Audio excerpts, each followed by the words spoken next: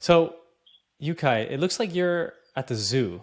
Like I feel like there's a cage behind you, and like a llama's gonna walk up and like bite your ear or something. We're not even good at doing a high intro, like welcome to the June and Oh yeah. Yukai show. But no, Welcome to the Juke and Yukai hey, show. welcome. Um, I'm Yeah. right outside of my home in Taichung, and the reason why I bought this home is because right outside you see this pond. It's kind of a river pond with turtles and fish in it. My home is the one that has an open garage right there. It's That's like beautiful it's home, like man. 5 stories tall, and 5 stories? yeah, yeah. Do you have an elevator for that? Yes, we do. God. Because we felt that since we're gonna buy a property in Taiwan, it's probably for like my elder family members also. Like I Yeah. might move back to the States and whatnot, so I'm not gonna let elderly people go up and down 5 stories. So, no, for sure, right? You don't want to Yeah, make them walk all those steps. Although, a lot of steps actually makes you live longer. But actually, with that, you're talking about family and everything, and we talk about hard work. We wanted to talk about startups with a family, startups while raising kids. But even before we get there, I want to ask you a question, Yukai. When we were at UCLA, instead of going after and recruiting for a job, you actually decided to forego that and take like a harder route, which was doing the startup route. And this had many, many challenges. You've detailed it a little bit in this podcast previously, where you actually couldn't even get paid legally because some legal issues. I my forget what the international status, my international yeah, status. international status. Yeah, So you could have taken, but you could have recruited, and you could have gotten a H-1B visa, whatever it is, and then the company could have paid you, and you could have stayed in the States much easier. And I'm not saying you would have lived comfortably; you still would have had to work hard, but it would have been a different path. But for some reason, you decided to not even take the path, not even recruit. So you didn't even have the chance. It's like you burn the boats, right? You go to war and you burn the boats, so you can't even get retreat. You're all the way committed. What was going through your mind during that time? yeah. So first of all, I was living that whole gamified lifestyle already, right? Since 2003, like my life is a game. And we already were talking about the literature of, why do you make money? You make money to increase your quality of life. And so it makes no sense to have a job that you feel like you're miserable and and you just hate your job 5 days of the week, and then buy some cool stuff on the side. So that's why it's like we want to live a life that we're passionate about, we're excited about. And then after that, in college, so I started my first business as a freshman because that was my game, that was fun. And but through our business fraternity, Delos Pi and Brewing Consulting that we founded, I was actually the one that was coaching people to join prestigious like management consulting firms like Deloitte, LEK, investment banking. So I think I was quite qualified to recruit and get into one of these companies that are seen as prestigious and get my international status. But the issue is For that sure. in my junior year, I already started convincing people to join my startup, right? And some people left their company, you included, right? You left your full-time job to join the startup that we're working together at the time, Future Delivery. So I felt it Yeah. would be a pretty bad thing to do if I convinced people to quit their job to join my company. I'm like, oh, by the way, I just joined a company. So I didn't want the temptation. So I feel like if I got an offer from like a really prestigious company like McKinsey or I think Bain interviewed me. I think Boston Consulting Group. I think they interviewed me too for internships, whatnot. Like if I got an offer from them, I think it'll be more temptation because at UCLA in our communities, we were just like we're taught to idolize these companies, right? And like all your peers, all your classmates will respect you so much. Yeah. It's like, And oh my yeah, god. so I didn't want that temptation. It's like, so I said, okay, I'm just not going to recruit. I am just going to not have any offers on the table. So I only have my path of a startup. Yeah, and again, because of my international status, so it doesn't apply to everyone, but some people, uh, it's for my own company. So I didn't have legal status to to work or make income. And what was crazy is like, so I had to, in order to have status in the US, I had to go back to community college after I graduated UCLA.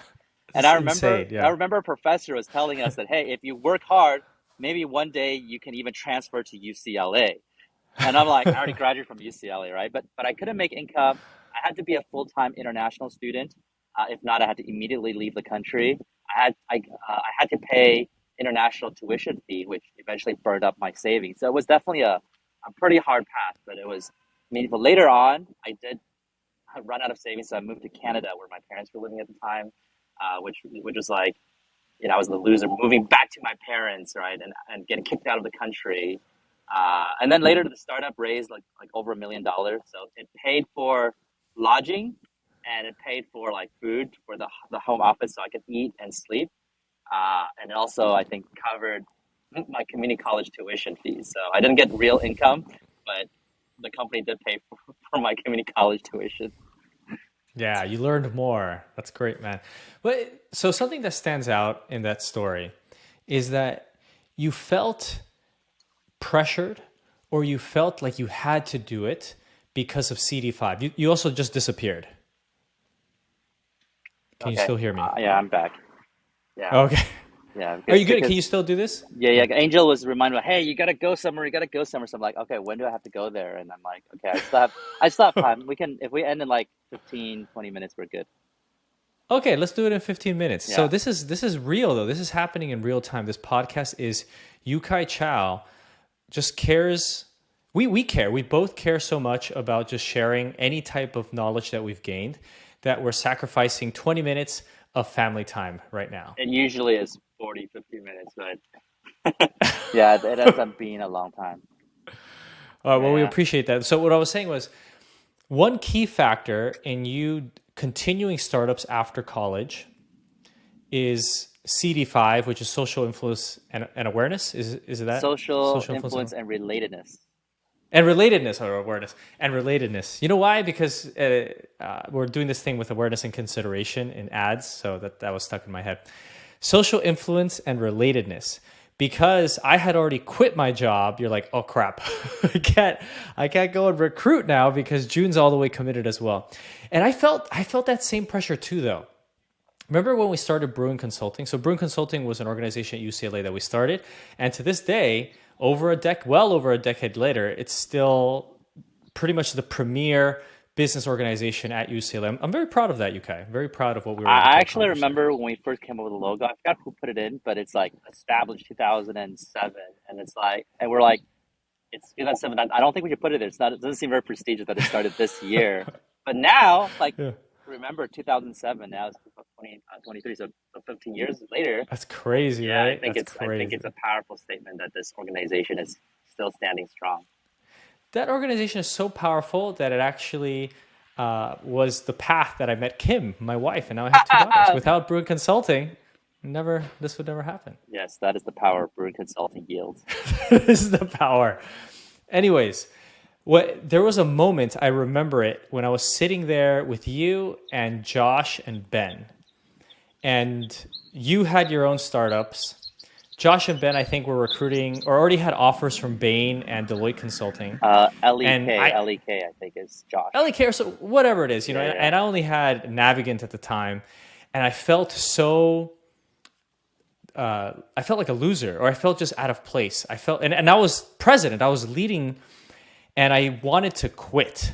I honestly did. I felt it.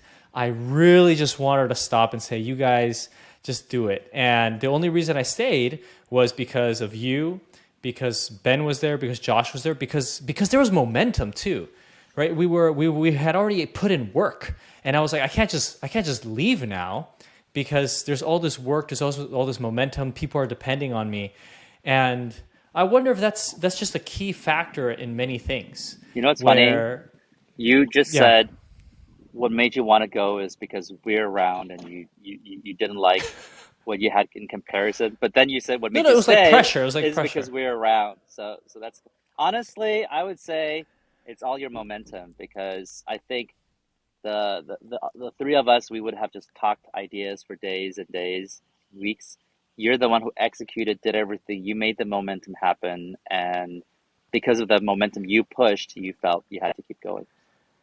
But that's what I mean. Like, so it's not just momentum, but it was like I was responsible for these people that I've recruited onto a team, Hmm. and I can't just leave you high and dry because I am responsible for putting these people together. And I wonder, you're a gamification expert, I presume, and as part of this, of the core drives that you develop, CD5 seems so powerful in this case. Like you just brought an example of why you did startups. I brought up an example of why I continue with brewing consulting. It just feels like if you surround yourself or if you force yourself to team up, even this podcast, I'm kind of tired at night now. And I'm like, oh, well, you know what? You guys hopping on with me. I got to go. I got to get ready and go. And it forces me because I know that you're depending on me to hop on and to talk about something interesting. Yeah, so core drive 5 again is social influence relatedness. But the examples we gave has another component, which is core drive 8, loss and avoidance. Like we had that Mm. pressure that's like, oh, I don't want to let people down, right? Loss and avoidance. You're avoiding negative outcome. And what happens, this is what we call black hat motivation, which means it doesn't make you feel comfortable, but it drives urgency. Like you like, I don't have a choice. I have to go do it to avoid this negative consequence. So you don't not want to let people down. But this connects to the theme we're talking about in the last few episodes, which is about, you know, don't avoid the hard things. Take up responsibility, right? Do the hard thing, take up responsibility. And at one point when you have enough responsibility, you feel like, okay, that's your identity. You have to keep pushing. You're too legit to quit. And that's how people achieve greatness. And that's when they achieve greatness, that's when they start respecting themselves more. It's great for building self-esteem. But it was hard. I mean, at the time we were just Mm-hmm. students. It was hard to build brewing consulting. Mm-hmm. It was hard to right out of college do a startup. It's even hard now to do a podcast from zero to how many audience that we want to Mm-hmm. get to. It's hard to do all these things. Yeah. And So and yeah. one thing to notice, you mentioned that the reason why you wanted to quit was a self-esteem issue, right? And Hmm. then also people are scared to keep pushing because what if you try hard and you fail? You would have even more of a self-esteem issue, right? Uh, but I think but if you run away because of self-esteem issues, it'll just make it worse and worse and worse. Now you're afraid to do anything at that point. So you have to kind of pick up the responsibility, push through, and that's the only way to build. That's not the only. That's probably one of the few ways to build self-esteem. Well, it's a self-fulfilling prophecy. Mm-hmm. Right? If you do quit, you become a quitter, and then it's just a loop. You become the person that you have expected yourself to be. But if you expect yourself to persevere, then you will persevere. I think this is right. It's all the mentality. I am this person. I am going to persevere. I'm going to do it. It takes hard work. It takes uh, um, not ju- not just morals, but it takes a strong self esteem, like you were talking about, and it takes the execution. Like these are all really hard things. So let's say we're talking to somebody right now. We're talking to somebody who's busy. They have a 9 to 5 job. They're paying rent, but they're finding it hard to team up with somebody, to find their Yukai or their Jun Loiza, to build something great. What can they do? Yeah, I think one of the hardest thing is to find someone competent that you can trust when you're out of school, right? Let's say you go to your networking event, you meet someone who has a great credential. Like, how do you know you can trust your next 5, 7 years in a startup with that person as a partner? I actually find it It's crazy, right? very difficult, right? And that's why most co-founders come from either school, you know, or they were coworkers, right? And they developed, and maybe or people have been friends for like 7 years, 10 years. That chemistry. It's really hard to just go to a place and say, hey, why don't you be my co-founder? And I think this is why it's important to reach out and build relationships and be in an environment that has the same values. In our 10,000 hours of play framework, that's building alliances, right? So knowing your game, knowing your role, but build alliances. Find people who are playing the same game with complementary skills. At school, you find people who have equal passion to you, right? It's like, oh, we want to change the world. We want to do this. We want to achieve great things together, and you build friendship with them, as opposed to people who just are just dedicated to some kind of entertainment that they love, but you're not into. At the workplace, you want to find people you gel well with. and you want to go to different clubs, that's not a one-time event, but let's say even like a book club, the Toastmaster, or some kind of, Steve Jobs meets Steve Wozniak at the homebrew computer club, right? Something like that. So you go to, Really? Yeah, yeah, yeah, yeah. nice. So you go to these things and you start meeting people again and again. You start building the chemistry. I think that's so. So not only do they need to have the competence and skill, you need to have long enough exposure to know that you can trust them, and that's number one, making sure you're immersed in the right environment, and number two, continually building relationships with people. You know what has helped me in the past? So in the past, when I would work out, I work out a lot, so I want to go to the gym, and sometimes I'm tired. Sometimes I just don't want to go, and in my head, I tell myself, if you don't do it, no one's going to do it for you. And I get it's kind of like just on autopilot. Just get yourself to the gym. It's kind of like just get yourself to that event. Just get yourself to this other meetup group. Just get yourself to the Toastmasters. Don't even think about what's going to happen there. Maybe you just have to get there. That small step is enough. Like, and that always worked for me. Like, just get to the gym. No one's going to take you there. No one's going to work out for you. Like, literally, no one is going to work out for you. No one's going to eat healthy for you. No one's going to sleep for you. If you don't do it, then it's not going to get done. And I think that mentality has always helped me in doing things where I'm just like, because we get tired. I get tired. You get tired. We work a lot, but we still persevere and go Yeah, through it. this is connected to a Stanford professor, BJ Fogg, who is an expert in behavior design. He has this thing called tiny habits. So basically, and he has a framework called behavior equals MAP, motivation, ability, and prompt. So you need a motivation to do it. You need the ability to do it, which means it's easy, less friction, doesn't cost as much money, requires less brain cycles to process, and then a prompt, something that reminds you to even consider that. And the thing is that, so he has this tiny habits concept, which is like, for him, it's like every time he finishes using the restroom, he does two push-ups. And so the restroom, like What? before he washes his hand.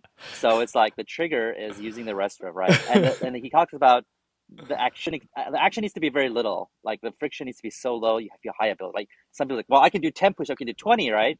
He says it has to be so easy, you have no excuse not to. Because if it's like 20 and it's hard for you, I one day like, I don't want to do 20. And once you fall once, you'll fall again and again and again. Yeah, So it's important to get into that behavioral inertia, right? Just getting to the gym, just putting on your workout shoes, just open the Word doc that has the book you're reading, or open your blog writing platform, WordPress or whatnot.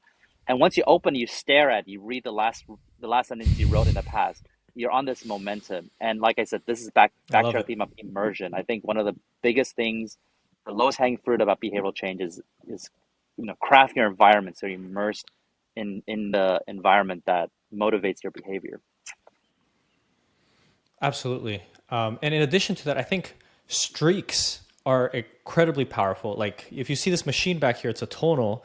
I don't have to go to the gym anymore. I can just work out here at home. And literally now I work out every morning. And now it's just a habit. It's just who I am. I wake up in the morning and I work out. And I don't miss a workout because it's here. I have no excuses. And also I have this streak. Like I've been working out every single day. I can't break this streak. Like it's weird. Like this streak design, it doesn't even say on there. It does like a week design. If I work out once a week, I still keep my streak. But I mean, like personally, I feel like like I have this commitment that I made to myself that I now work out every day. And if I don't, I feel like I failed or I Yeah, missed but you're something. not counting your streaks, right? It's just you just have to keep going. That's it. Yeah, yeah, I just keep going. It's kind of like remember we do the gauntlet, Yeah, my gauntlet I hated exercise I for hated those. it. I'm sure no one It knows. was the most painful It like ever. never Yeah, ends. there was Yeah, no when there was Yukai no and I hope. worked out, like in college, Yukai would come out, work out with me, and we'd do this thing called the gauntlet, which is basically you just run steps, do push-ups, do pull-ups, and there's no end. You basically just end when you're completely exhausted. And I loved it, and I think you loved it too, though, No, I Yukai. hated it absolutely. I hated it because if there was this like, oh, you do 20 and you're done, like 20 sets, like I could be like push push push push, I gotta get to 20, I gotta get to 20, I'm gonna Yeah, die yeah. because and I might die, but I need to get to the goal, okay? but the gauntlet is there is no end. Just keep repeating, repeating, repeating until you die. And I hated the feeling that there was no hope. There's nothing to look forward to. It was just more pain. And You look but forward to but the I remember pain. you serenaded me to do it by rhyming. You were trying to get me to do it, and I didn't want to do it. And then you're like, it's like you should like you sang a song, and you're like, you should come with me to do the gauntlet, and after that, we'll eat an omelet or something like that. I mean, you definitely rhymed gauntlet with omelet, and I'm like, that was so good that I'll go. Then let's do it. Oh, I love Yeah, it. yeah. Let's let's do a last thing here because I know you have to go with your family. I presented at DSP Delta Sigma Pi at UCLA recently, like a few months ago.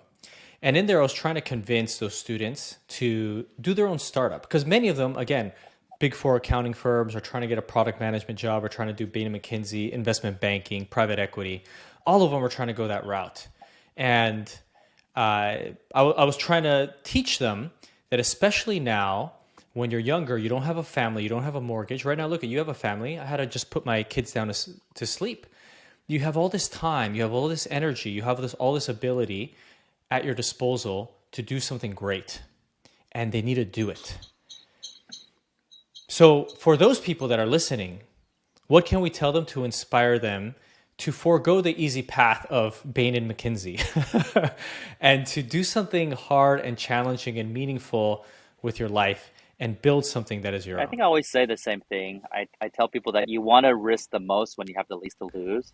And dude, we obviously all Mm, agree. When you're a college student, you have so little to lose, right? The whole world's ahead of you. You know, you could be failing five startups in a row when you're in college, and you just go back to school, take your tests, graduate, and you're like, no one has even started in the working world yet. So that you literally lost nothing, but you gained so much experience, right? So do it when you have the least to lose. When you graduate college, you might have more income, life kind of restraints that you can still overcome with startup. Then you get married, and then your significant other might not agree with you taking all this risk and not making income and working 100 hours a week. And then you have kids. It's even harder, right? Which is why a lot of the great startups were created by either people who are really really young in their 20s or like people in their 40s because their kids are old enough and they can go do these things again. So I'd say, and yeah, I yes, can't wait yeah. for my So 40s. yeah. So if you wanna do it in your 40s, then yeah, procrastinate. Because you're. It's hard to do in your 30s. So yeah, when you're in college, just out of college, take the most risks because you have the least to lose, and you gain so much. You learn so because any internship you can get, Gene, you have that experience, right? It's you go to a big company and you're like the entry level intern. You do the grunt work. You staff the folders, right? You put the binder. You make the Yeah. PowerPoints pretty. You're not doing anything. You're the cog. You're doing repeated work usually. And we have friends who say, "Wow, it's amazing how they interview you to make sure you're a genius and make you do such easy tasks." And so that's a big thing.